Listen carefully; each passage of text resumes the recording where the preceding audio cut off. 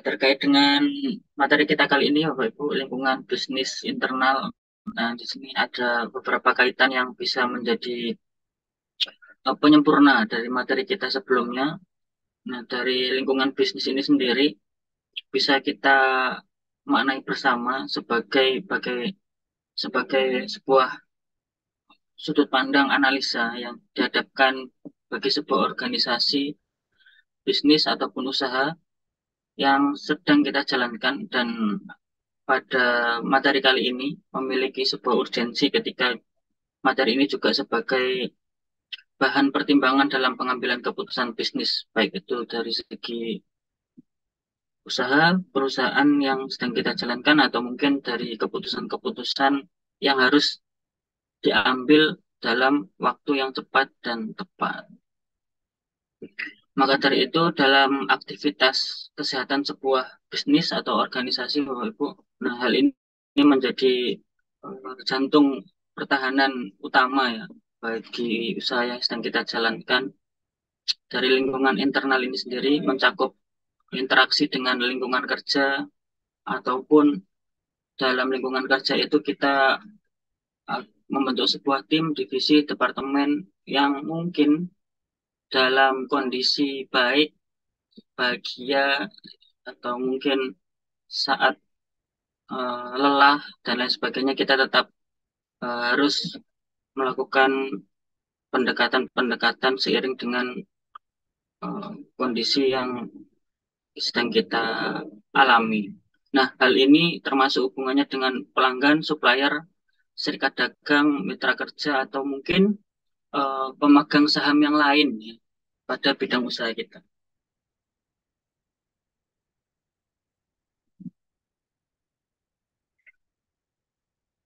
Nah, melanjutkan Bapak Ibu, terkait dengan lingkungan bisnis internal kali ini,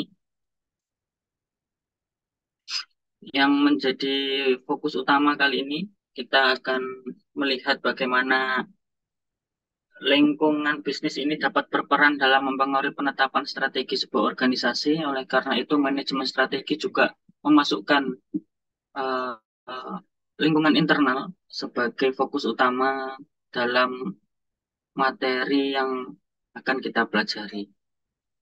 Nah, dalam hal ini ada pokok bahasan utama yang bisa kita ringkas sesuai dengan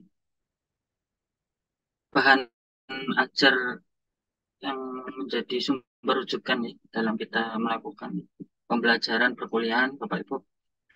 Jadi ini bisa kita simpulkan ada 4 pokok bahasan utama, di mana lingkungan internal, analisis lingkungan internal itu seperti apa, kemudian pendekatan fungsional dan teknik rantai nilai.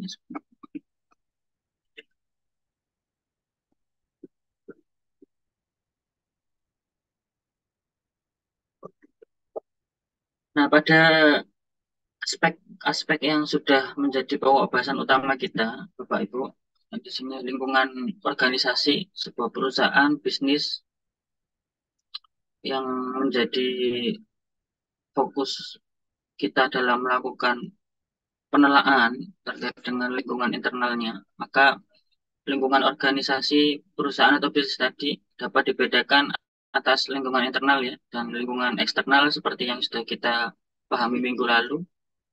Sedikit mereview terkait dengan lingkungan internal kali ini, yang bisa kita sebut dengan internal environment, dan juga lingkungan eksternal, external environment. Ya, seperti yang sudah kita bahas minggu lalu, maka ada beberapa unsur ya atau indikator yang menjadi penyusun utama pada aspek lingkungan internal maupun lingkungan eksternal. Nah, kita fokus kali ini terkait dengan lingkungan internal yang menjadi indikator pada lingkungan internal, biasanya terkait dengan struktur, budaya, atau sumber daya, resource ya.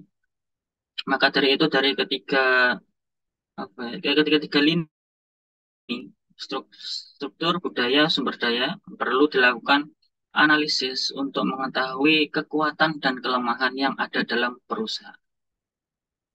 Nah, ini yang membedakan ya.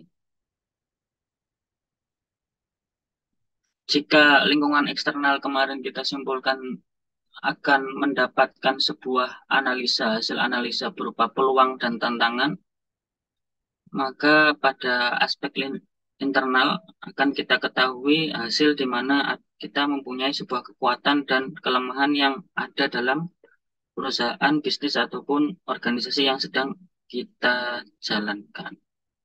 Nah, pada bagian ini, Bapak Ibu, ini akan dijelaskan lebih rinci terkait dengan pengertian internal, faktor-faktor internal perusahaan, dan teknik analisis lingkungan internal itu seperti apa. Terkait dengan pendefinisian ya, untuk lingkungan bisnis internal kali ini, nah, kita sedikit mengutip hasil analisa dari Black dan George tahun 98. Bagaimana kita bisa mengenal sebuah grand theory yang menjadi dasar analisa kita sebagai seorang akademisi ya, dalam pengambilan keputusan, diharapkan kita juga mampu dilandasi dengan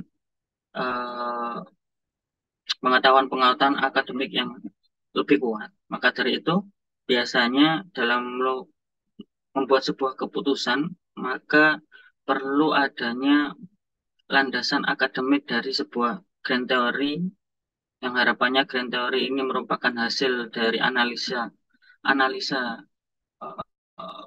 para peneliti, para ahli ya, yang sesuai, yang relevan dengan apa yang kita lakukan saat ini, yang menjadi dasar kita dalam pengambilan keputusan. Lalu bagaimana jika kita bisa melihat grand theory ini letaknya dalam jangka waktu yang lama, apakah masih relevan atau mungkin masih berlaku pada saat ini? Jika kita mengambil tahun 1998 dan dibandingkan dengan tahun 2023, sudah 25 tahun ternyata teori ini dikeluarkan dalam pendefinisian lingkungan bisnis di lingkungan internal.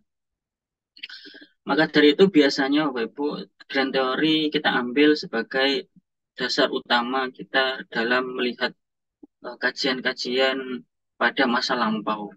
Kemudian untuk mencari keterkaitan, relevansi, dan juga keberlakuan sebuah teori yang ada, maka biasanya kita mencari hasil-hasil analisa yang terletak pada 5 tahun terakhir atau 7 tahun terakhir, yang sesuai dengan apa yang kita telaah. Dalam hal ini, jika kita melihat adanya lingkungan internal, maka nanti kita harus melihat grand teorinya berapa lama. Kemudian melihat keberlakuannya, kita harus mencari analisa 5 tahun terakhir atau 7 tahun terakhir yang masih relevan. Oh, ternyata dapat kita simpulkan jika meskipun pendefinisian lingkungan bisnis internal ini sudah ditemukan 25 tahun yang lalu, ternyata lingkungan internal ini masih berlaku dan masih bisa kita jadikan acuan dalam pengambilan keputusan, karena dalam beberapa tahun terakhir pendefinisian lingkungan internal ini juga relevan dengan apa yang kita temui di sekitar usaha atau bisnis yang kita jalankan. Maka dari itu, dalam hal ini kita menyamakan persepsi Bapak Ibu terkait dengan lingkungan bisnis internal, di mana adanya proses perencanaan strategi, mengkaji pemasaran dan distribusi perusahaan, penelitian dan pengembangan produksi dan operasi, sumber daya dan karyawan perusahaan, serta faktor keuangan dan akuntansi untuk menentukan di mana perusahaan mempunyai kemampuan yang penting. Nah, dari beberapa aspek indikator tadi merupakan indikator utama di mana kita bisa melihat seberapa jauh kekuatan dan kelemahan yang ada dalam perusahaan yang kita punya. Kita lihat dari segi pemasaran, distribusi, dan sudut pandangnya selalu diawali dari dalam diri usaha yang kita punya. Penelitian dan pengembangan, pemasaran mungkin. Pemasaran yang seperti apa metodenya yang mungkin kita pakai dalam beberapa tahun terakhir. Kemudian evaluasinya seperti apa?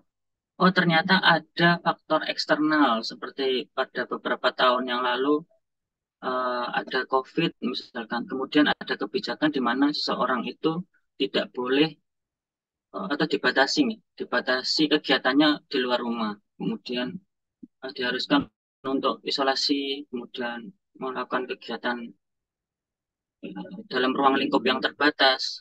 Nah, kemudian ada faktor eksternal seperti itu, kemudian faktor internal yang kita punya di dalam perusahaan kita itu bagaimana dari segi pemasaran. Apakah kita tetap menjualkan produk kita sesuai dengan kemampuan kita, misalkan kemampuan kita menjualkan offline dari toko atau mungkin door to door atau mungkin membuka sebuah lapak misalnya.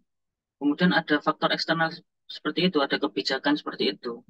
Kemudian bagaimana lingkungan internal kita dalam respon. Nah, jadi mengkaji pemasarannya, kemudian distribusi perusahaannya, bagaimana pengantaran sebuah produk dari produsen ke konsumen ini dapat terlaksana. Apakah ada sebuah ide-ide baru? Nah, ide-ide baru ini masuk pada penelitian dan pengembangan. Dan ada produk dan operasi, produksi, ya. Sistem apa yang kita pakai saat lingkungan internal ini mampu menyesuaikan diri dengan dampak-dampak yang terjadi.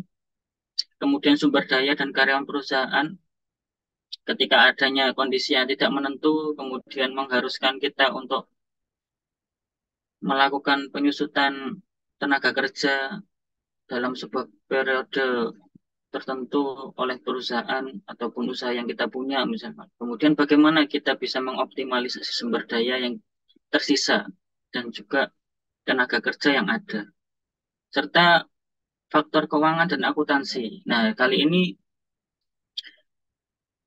kenapa kok faktor keuangan dan akuntansi masuk pada lingkungan internal? Karena sistem dari tata kelola finansial itu perlu dipahami bersama dalam struktur manajemen dari sebuah induk perusahaan. Oleh karena itu, keuangan dan akuntansi dapat menjadi landasan utama dalam pengambilan sebuah strategi, di mana melalui faktor keuangan dan akuntansi ini kita dapat melihat seberapa jauh kita dapat mengeksplorasi dari sisi pemasarannya, dari sisi pengembangannya, dari sisi produksi, kemudian sumber daya dan karyawannya diperbanyak atau mungkin malah disusutkan sesuai dengan efisiensi, atau mungkin kita melakukan pengembangan-pengembangan yang lain, berinovasi terhadap produk yang kita buat, atau mungkin seperti apa.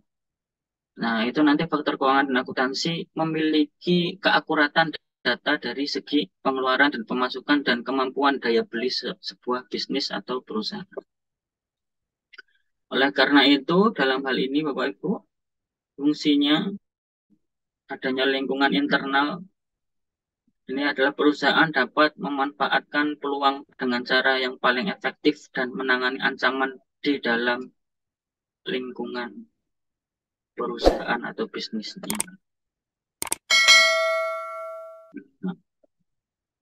Maka dari itu, kita terdapat beberapa tekniknya atau pendekatan yang bisa kita pakai ketika merespon dari lingkungan bisnis internal yang harus di-upgrade atau harus melakukan penyesuaian-penyesuaian.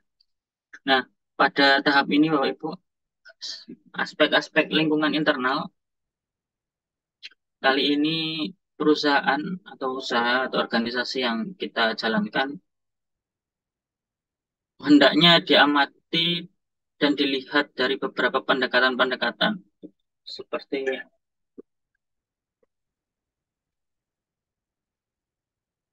yang akan kita bahas nanti Bapak Ibu. Ada pendekatan fungsional, kemudian teknik analisis rantai nilai dan lain sebagainya. Nah, pada kali ini analisis lingkungan internal merupakan suatu proses untuk menemukan aspek-aspek internal atau variabel internal perusahaan yang diperlukan dalam menghadapi lingkungan eksternalnya. dan mengevaluasi apakah berada dalam posisi yang kuat atau lemah. Oleh karena itu, secara tata urutan Bapak Ibu, mengapa kok kita minggu lalu harus membahas terkait dengan lingkungan eksternalnya terlebih dahulu, kemudian kita susul dengan lingkungan internal, karena pada kita mengacu pada bagaimana aspek-aspek internal ini difungsikan sebagai dasar landasan atau landasan kita dalam menghadapi lingkungan eksternalnya. Maka dari itu lingkungan eksternal perlu kita telaah terlebih dahulu, kira-kira peluangnya seperti apa, tantangannya bagaimana, kemudian aspek-aspek internal, atau variabel internal dari kekuatan dan kelemahan yang kita punya, itu kita padukan sehingga kita dapat membuat sebuah rumusan strategi untuk menghadapi lingkungan eksternal yang sudah kita telah sebelumnya. Dalam hal ini, Bapak Ibu, analisis lingkungan bisnis ada beberapa indikator ya untuk mengidentifikasi variabel internal, evaluasi dan penilaian variabel internal, kemudian menyusun ringkasan hasil analisanya seperti apa. Nah,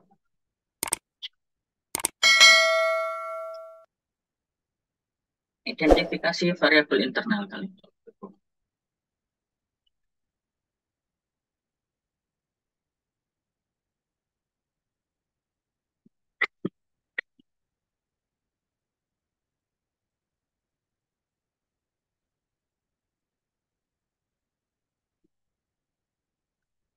Jadi kita bisa lihat pada tata alur yang ada dalam materi kita, Bapak Ibu.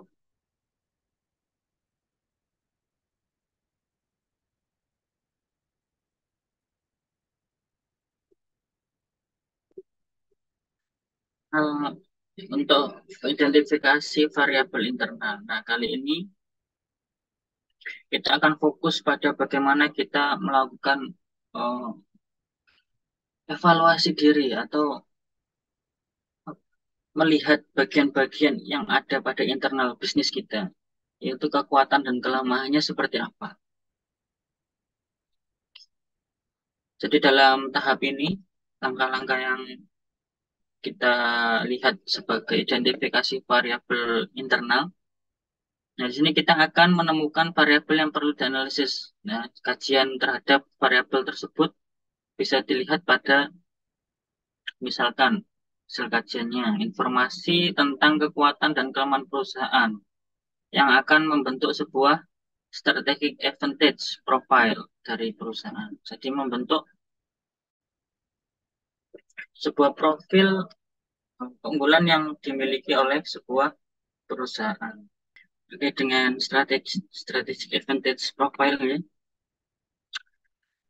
atau yang biasa kita kenal dengan SAP. Nah, kali ini merupakan sebuah teknik untuk membandingkan faktor kunci sukses pada sebuah perusahaan atau bisnis yang kita jalankan, yang di dalamnya menggunakan landasan atau dasar analisa ya, yang diterjemahkan ke dalam sebuah manajemen perusahaan. Yang di dalamnya, dalam hal ini, kita bisa lihat sebagai dampak dari analisa yang kita cari sesuai dengan strategi advantage profile akan membentuk sebuah analisa SWOT yang menjadi dasar kita dalam melihat kekuatan dan kelemahan yang ada di dalam perusahaan. Nah, semakin besar elemen yang ditemukan dalam analisa tadi, maka strategi yang akan dirumuskan oleh sebuah perusahaan atau usaha ataupun organisasi yang kita jalankan akan lebih tersusun secara terstruktur dan sistematis. Dalam hal ini nanti strategi yang kita temukan atau kita rumuskan, semakin ditemukannya dampak-dampak yang kita dapatkan dalam sebuah analisa, maka nanti strategi tadi akan lebih sistematis dan terstruktur karena kita mampu membaca kemungkinan-kemungkinan yang pernah kita rasakan atau pernah terjadi, yang saat ini terjadi, atau bahkan kita bisa memprediksi, melakukan forecasting pada kemungkinan-kemungkinan yang sekiranya akan terjadi di masa yang akan datang sesuai dengan probabilitasnya masing-masing. Jadi kemungkinan tersebut kira-kira mana yang lebih besar. Kita bisa memprediksi sebuah kejadian perusahaan itu bisa kita prediksi sesuai dengan temuan elemen temuan kita ketika melihat analisa lingkungan bisnis internalnya. Misalkan kita memiliki sebuah usaha bisnis, tetapi kita tidak memiliki tempat untuk menjalankan usaha kita. Maka dari itu pilihan kita adalah mencari tempat usaha yang bisa kita pakai untuk menjalankan usaha yang kita ingin kembangkan.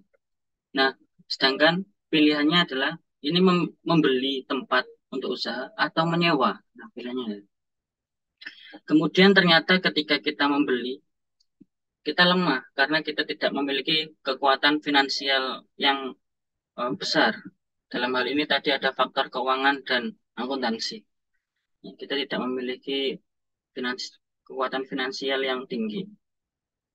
Nah, kemudian opsi kedua, ataukah kita ingin menyewa?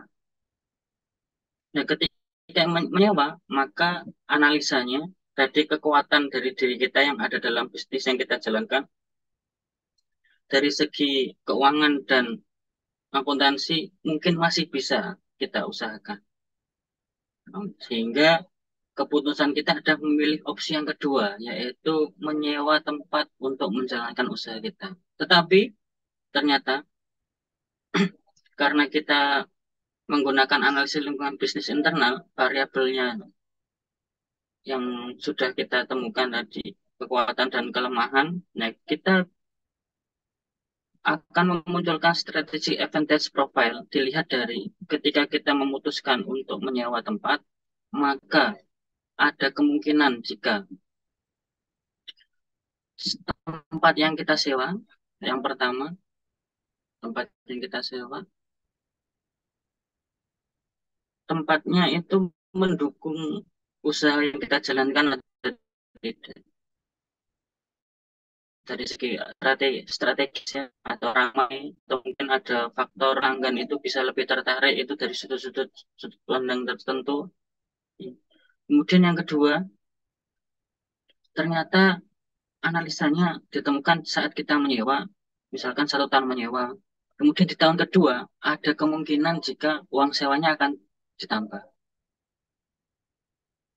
Kemudian di tahun ketiga, kita menyewa tempat itu lagi dalam jangka 1 tahun, ada kemungkinan tempatnya juga akan biayanya akan dinaikkan.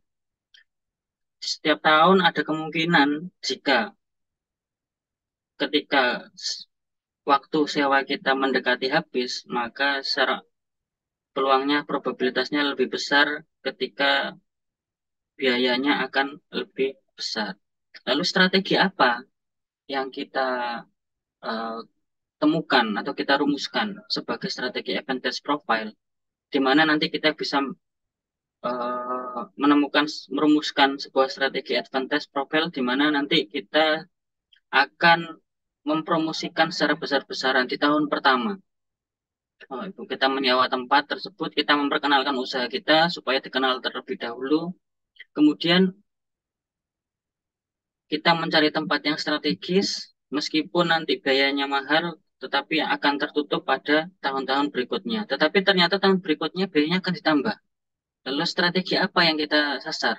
Maka dari itu pada tahun pertama kita harus mengenalkan produk. Di tahun kedua, kita harus bagaimana bisa menggunakan kekuatan yang kita punya saat ini untuk menghasilkan profit yang lebih tinggi. Kemudian di tahun ketiga, saat kita sudah dikenal, kemudian hasil jualan kita sudah lebih banyak, maka di tahun ketiga, saat kemungkinan uang sewanya ditambah, maka kita mulai merencanakan untuk membuat tempat usaha baru atau mencari tempat usaha baru.